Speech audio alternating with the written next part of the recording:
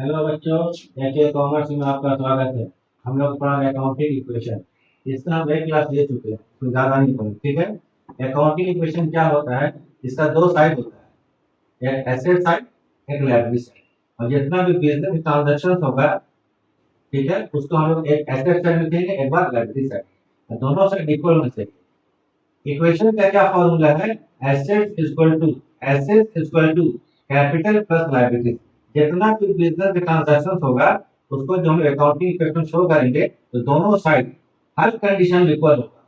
मान ली 10 आपको एंट्री है, 10 ट्रांजैक्शन है, 10 एंट्री करेंगे, दोनों साइड ऐड करेंगे तो सेम अमाउंट होगा। मतलब asset equal to capital plus liability. इतना ही तुमको जानना है, इससे ज्यादा नहीं जानना। Accounting equation asset equal to capital plus liability. Assets क्या होता है, लायबिलिटीज क्या होता है, ये हम जनरल में बता चुके हैं। लास्ट क्लास के लिए इसमें पहला क्लास उसमें बता चुके हैं, देख लीजिएगा। लेकिन जान लीजिए एसेट्स क्या होता है। एक सिंपल मतलब लैंग्वेज में होता है एसेट्स इन फ्यूचर, जिससे कुछ हमें प्राप्त होने वाला, हमें मतलब बिजनेस को, वो सभी चीज एसेट कहलाता है। जैसे plant, machine, land, building, cash bank, stock, ठीक है। ये सब एसेट्स होता है। जैसे मान लीजिए plant machine, plant and machinery, उसको बेचिएगा तो आपको उससे कैश प्राप्त होगा फ्यूचर में, ठीक है।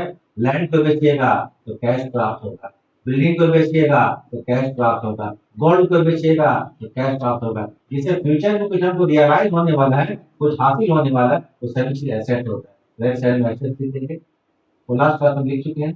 दूसरा होता है लाइबिलिटीज, जस्ट इसका अपोजिट है। लाइबिलिटीज का मतलब इन फ्यूचर, जिसका हमें पेमेंट करना है, हमें मतलब बिजनेस को पेमेंट करना है, वो सभी चीज लायबिलिटी कहलाता है, जिसको पेमेंट करना है। जैसे मान लीजिए कि आप बैंक से 1 लाख रुपए का लोन लिए, तो बैंक को देना पड़ेगा, पेमेंट करना पड़ेगा फ्यूचर में।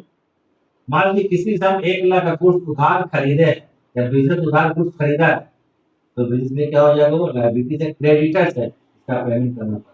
तो एसेट से पैसा आने वाला है, इसे जाने वाला है फ्यूचर, ठीक है। तो हम लोग अकाउंटिंग इक्वेशन में तीन लाना है, एक साइड एसेट्स होगा, एक साइड लायबिलिटी, दोनों को इक्वल रखना है। एक क्वेश्चन हम समझाते हैं, देखिए तो समझ जाइएगा, कॉन्सेप्ट क्लियर हो जाएगा, सब तरह का प्रॉब्लम बन जाएगा आपको। तो चलिए देखिए, इंपॉर्टेंट चैप्टर है। वीडियो ठीक लगेगा तो लाइक एंड सब्सक्राइब कर दीजिएगा, या आपके मूड पर है। चलिए ठीक है, देखिए मेरा काम है आपको पढ़ाना अच्छा तरह से, आपको देखिए। देखिए यहाँ पर number 1, started business with cash 10,000। ये ट्रांजैक्शन कुछ है जो हम लिख दिए, उसी को अभी हम समझाएंगे accounting equation in A form of accounting equation के फॉर्म। जैसे अकाउंटिंग इक्वेशन लिख लीजिएगा, तरीका बनाने यही इसमें एक पर्टिकुलर बना लीजिएगा, एक asset is equal to capital plus liability, ऐसे लिख लेना इक्वल टू करके। फिर उसके बाद आप देखना जो हम ट्रांजेक्शन है उसके हिसाब से कॉलम बनता है। कॉलम में लिमिटेड लिमिट नहीं है। एसेट साइड 5 कॉलम भी हो सकता है, 2 कॉलम भी हो सकता है, 10 कॉलम हो सकता है। लायबिलिटी साइड 2 कॉलम भी हो सकता है, 3 कॉलम हो सकता है, 1 कॉलम भी हो सकता है। डिपेंड करता है क्वेश्चन पर। तो हम तो देख लीजिए क्वेश्चन जो हम बना लिया पहले। जैसे एक कैश बनाए, यहाँ पर कैश लिखेंगे, स्टॉक माने गुड्स का सेल परचेज में आएगा, प्रीपेड एक्सपेंसेस, कैपिटल हो गया, क्रेडिटर्स हो गया, और स्टैंडिंग एक्सपेंसेस हो गया। तो चलिए अब हम लोग शुरू करते हैं, क्वेश्चन बनाते हैं।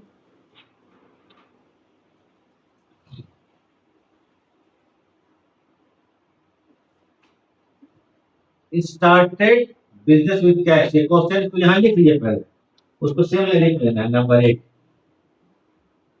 कितना रुपये है? 10,000। इसको लिख लीजिए, स्टार्टेड, स्टार्टेड बिजनेस, ठीक है, विद कैश रुपीज 10,000, इसको लिख लेना है। Started business with cash rupees कितना? 10,000। 10,000 से व्यापार स्टार्ट किए, उसका जर्नल बना, ये करना है अकाउंटिंग इक्वेशन बनाना, नोट जर्नल। जर्नल याद रखिए माइंड में, जब बिजनेस स्टार्ट करते हैं तो क्या भी कहते हैं, cash account debit to capital, दोनों का नाम है, कैश का भी कैपिटल का है। तो 10,000 से व्यापार शुरू किया, कैश आ रहा है, तो कैश वाले लिखिए, कैश है, स्टॉक है, पीपीएक्स रेंट, प्रीपेड रेंट है, चूंकि क्वेश्चन है, तो 10,000 लिखिए किसमें, कैश में। स्टॉक पे कुछ नहीं होगा, जीरो कर दीजिए। प्रीपेड एक्सपेंस में कुछ नहीं, जीरो कर देंगे, इक्वल टू कैपिटल में 10,000 लिखेंगे, cash account debit to capital account. Credited में कुछ नहीं होगा, जीरो कीजिए। और यहाँ आउटस्टैंडिंग वेजेस, आउटस्टैंडिंग वेजेस है, वेजेस ड्यू है, कोई चीज नहीं होगा। तो क्या हो गया आपको, एसेट इक्वल टू लायबिलिटी, पहला ट्रांजेक्शन एकदम सेम होगा। तभी भी अगर आपको तो फर्क हो गया डिफरेंस, तो समझिए इनकी हम सही नहीं कर रहे हैं या आप सही नहीं कर रहे, क्वेश्चन गलत मांगा है। 10,000 एसेट में क्या, 10,000 लायबिलिटी, पहले हो गया अकाउंटिंग फॉर्म। ठीक। Number 2, goods purchase from Ram 5,000, Ram से 5,000 का गुड्स खरीदा गया। चलिए लिखते हैं number 2, goods purchase from Ram, goods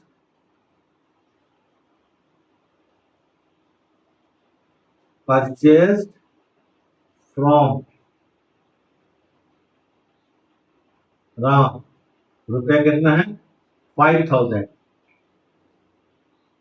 sorry, चलिए लिखते हैं ठीक से, 5,000, 5,000 का गुड्स राम से खरीदा गया, राम से खरीदा गया, कैश का कोई भी यहाँ पर लेख नहीं है, तो गुड्स क्रेडिट में।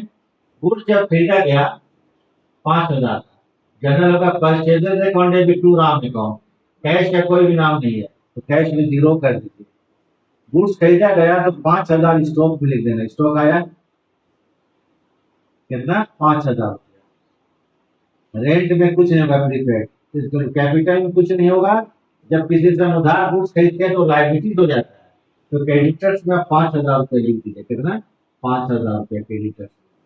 यहाँ क्या है, कैपिटल है, क्रेडिटर्स है, और स्टैंडिंग एक्सपेंसेस है, वेजेस है। यहाँ क्या है, साइड में कैश है, स्टॉक है, प्रीपेड रेंट है, ट्रांजेक्शन नहीं किया होगा। अब इसको आप लाइन पूरा यहाँ से हम दे, दो ट्रांजेक्शन के बाद यानी कि न्यू इक्वेशन क्या लिखेगा यहाँ पर, अब इक्वेशन बन गया हम लोग, न्यू इक्वेशन क्या लिखिएगा, न्यू इक्वेशन यहाँ लिखना है। ठीक बात है। देखिए कैश में कितना है, 10,000 है, 10,000 है। स्टॉक में कितना है, 5,000 रुपया है। सबका कॉलम देख लीजिए। प्रीपेड रेंट में कुछ नहीं, पीपी मतलब प्रीपेड रेंट, इसमें कितना है, 10,000 रुपया कैपिटल में है, और क्रेडिटर्स में कितना, 5,000 रुपया है, और वेजेस में जीरो है। दोनों साइड इक्वल है, 10 5 15, 10 5 15, ठीक है, 15 10 15। अकाउंटिंग इक्वेशन का ये कि दोनों इक्वल होना चाहिए, बनाइए क्वेश्चन। नंबर 3 आते हैं, ठीक है, लिख लेते हैं आगे। 3 number, goods sold for cash 2,500, cost price 2,000, goods sold total लिखते हैं 2,500 रुपया, इसका कॉस्ट कितना है, कॉस्ट है 2,000 रुपया का, चलिए छोटा कर देते हैं। गुड्स सोल्ड 2,500 का माल बेचा गया, लेकिन इसका दाम कितना था, एक्चुअली कॉस्ट कितना था, 2,000 रुपया। 2,500 गुड्स बेचा गया, cash account debit to sales account, cash में 25 रुपया जोड़िए, ये कैश है, 25 रुपया माल बेचे तो 25 रुपया आया, प्लस स्टॉक में माइनस कर देंगे, स्टॉक माइनस कितना कर देंगे हम लोग, 2,000 रुपया, 2,000 रुपया का स्टॉक बेच दिया गया, स्टॉक हट गया 2,000। प्रीपेड एक्सपेंसेस जीरो, का ध्यान रहे, 2,500 कुछ बेचा गया, 2,500 कैश आया, कैश में जुड़ जाएगा ये। स्टॉक 50 से 5,000 का था, 2,000 का बेच दिया गया, क्योंकि कॉस्ट कितना है, कॉस्ट प्राइस 2,000 है, 2,000 घट जाएगा,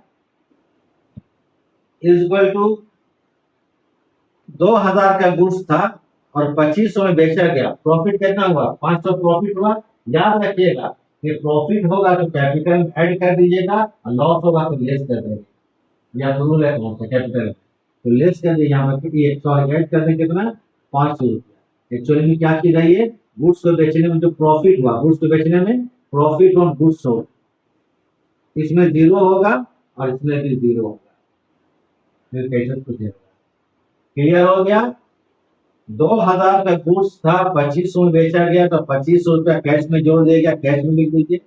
5,000 का गुड्स था, 2,000 का बेच दिए तो माइनस कर दिए, ठीक बात है। तो 2000 के गुड्स को 25 में बेचा गया तो 500 का प्रॉफिट हुआ, तो प्रॉफिट कैपिटल में ऐड कर देंगे, फिर बन जाएगा न्यू इक्वेशन। इसको लिखिएगा क्या, न्यू इक्वेशन। इसी तरह से जितना भी ट्रांजैक्शन होगा हम लोग एंट्री करते चले जाएंगे, तो दोनों साइड बराबर हर कंडीशन इक्वल होना चाहिए।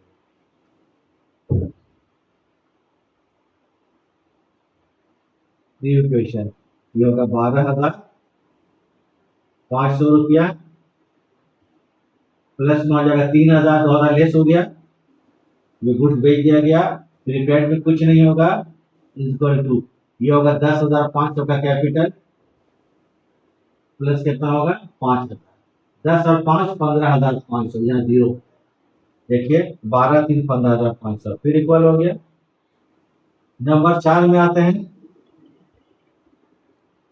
ओएस मतलब आउटस्टैंडिंग, आउटस्टैंडिंग मतलब ड्यू होता है, आउटस्टैंडिंग वेजेस, वेजेस ड्यू है, वेजेस मतलब मजदूरी, रुपीज कितना 500, 500 का वेजेस ड्यू है, ड्यू मतलब बाकी है, मजदूरी का पेमेंट करना है। जब कोई खर्चा बाकी रहता है तो ये लायबिलिटी होता है।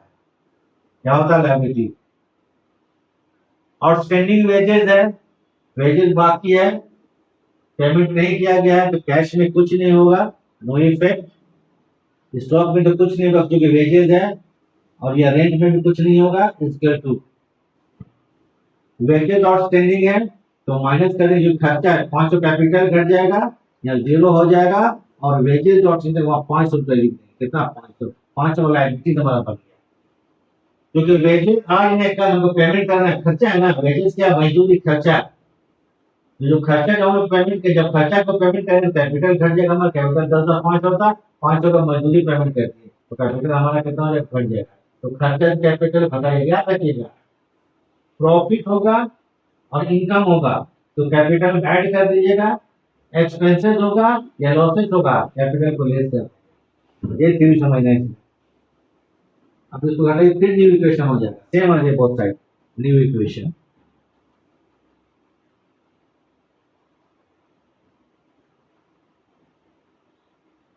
ये तो 12,500, इसमें आ जाएगा 3,000 रुपया, ये रेंट है, इसको देखिए कॉलम, ठीक है, ये आपको 10,000 हो जाएगा। अब कैपिटल कोई चेंज नहीं होगा, क्रेडिटर्स में 500 रुपये यहाँ लिख दिए, 15,500, 12 3 15,500 फिर इक्वल हो गया, 5 आ जाइए, प्रीपेड रेंट, पीपी लिख देते, ठीक है, पीपी मतलब प्रीपेड रेंट, प्रीपेड का मतलब रेंट को एडवांस पेमेंट कर दिया, क्या कर दिया गया, एडवांस, उसको प्रीपेड, जैसे मोबाइल चार्ज करते हैं हम लोग, पहले पैसा दे देते, 1 महीना चलता है, वो प्रीपेड चार्जेस होता है, प्रीपेड, प्रीपेड कर दिए तो 1,000 रुपये कैश घट गया हमारा, क्योंकि पेमेंट हम पैसा दे दिए, 1,000 चल गया हमारे पॉकेट से, कैश घट जाएगा, स्टॉक में कुछ नहीं होगा, प्लस रेंट जो होगा उसमें 1,000 रुपया शो करेंगे, प्रीपेड, प्रीपेड एसेट जाता हमारा, 1,000 का प्रीपेड हो गया, इस साइड में कैपिटल में कुछ नहीं होगा, इसमें भी कुछ नहीं होगा, और इसमें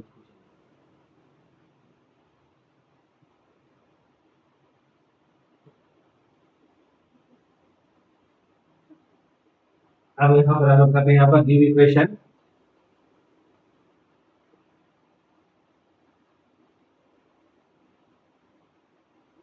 बारह में 11,500 रुपया इसकी है, यहाँ पर 3,000 रुपये स्टॉक में हो जाएगा, प्रीपेड रेंट कितना 1,000 रुपया हो जाएगा। अब यहाँ पर 10,000 रुपया दोनों से इक्वल हो रहा है, फिर देखिए शायद इक्वल है, जोड़ के देख लीजिए, हाँ इक्वल ही है, 500 रुपये plus. Number 6 rent received, rent जब रिसीव करते हैं तो इनकम हो गया, आरईसीडी लिखता है, आरईसीडी मतलब रिसीव, जगह जगह में रेंट रिसीव कितना रुपया, कहाँ है भाई, 2,000, 2,000 का रेंट रिसीव किए, कैश में जोड़ दिया, पैसा आया, पैसा आता है कैश जुटेगा और जाता है कैश घटेगा, कैश में 2,000 जोड़ दीजिए, रेंट रिसीव किया गया, रेंट आ रहा है,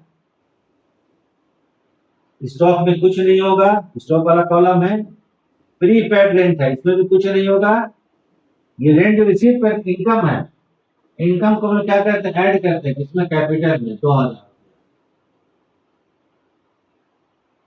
क्रेडिट में कुछ नहीं होगा और इसमें भी कुछ नहीं, इसमें और एक्सपेंसेस भी। चलिए एक और इंक्रीज थोड़ा ज्यादा करना छोटा हो जाता है, तो लिखिए भी बना देते हैं।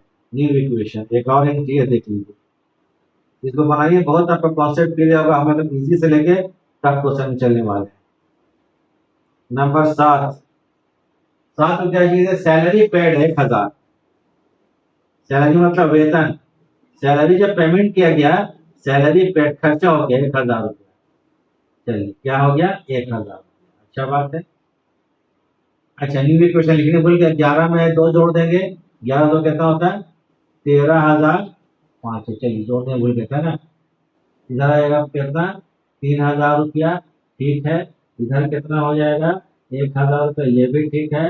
इधर 10 2 12,000 रुपया, और इधर कितना हो जाएगा, 5,000 रुपया, और ये कितना होगा, 500 रुपया। 12 5 17, 13 3 16 और 17,500। देखिए एक बार कंडीशन इक्वल हो रहा है। सैलरी पेमेंट किया गया 1000 रुपया, 1000 सैलरी पेमेंट किया गया तो कैश में घटाइएगा, सैलरी पेमेंट किए तो कैश 1000 रुपये से घट जाए, ठीक है। स्टॉक में कुछ नहीं होगा, नो इफेक्ट, जीरो कर दीजिए। रेंट में कोई इफेक्ट नहीं होगा, जीरो कर दीजिए। यहाँ पर इसको 1000 से घटा देंगे, किसको, कैपिटल को, बोले खर्चा से ये, हाँ सैलरी पेमेंट किया गया, इनकम को जोड़ते नहीं है, रेंट रिसीव किया गया था जोड़ दिया गया था, या सैलरी पेमेंट किया गया घटा दिया जाएगा।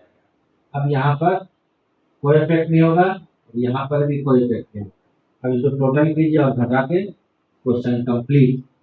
13 में घटाएंगे तो हो जाएगा कितना, 12,500 रुपया प्लस स्टॉक 3000 रह गया, ये क्वेश्चन हम लोग का बन गया, ठीक है। ये कितना हो गया, 1000 रुपया रह गया, ये कितना है, 11,000 रुपया है, ये कितना है, 5,000 रुपया, और ये कितना है, 500 रुपया। 11 5 16,500, 12 दिन 15 16,500, ठीक है। दोनों साइड इक्वल हो गया, इक्वल हो गया मतलब सही है।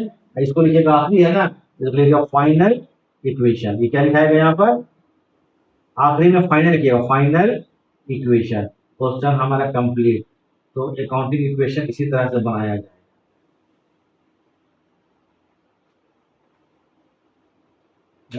चलिए इसको उतार लीजिए आप लोग, प्रॉब्लम तो नहीं आना चाहिए, क्वेश्चन है सब दिखा दिए आपको, अब कुछ प्रॉब्लम होनी चाहिए। कुछ देर के लिए हम छोड़ देते हैं, इसको आप लोग उतारिए।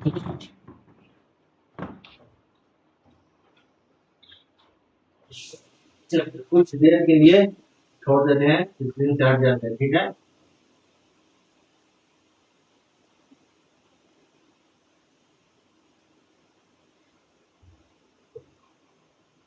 दिख रहा उम्मीद आपको पूरा आखिरी तक।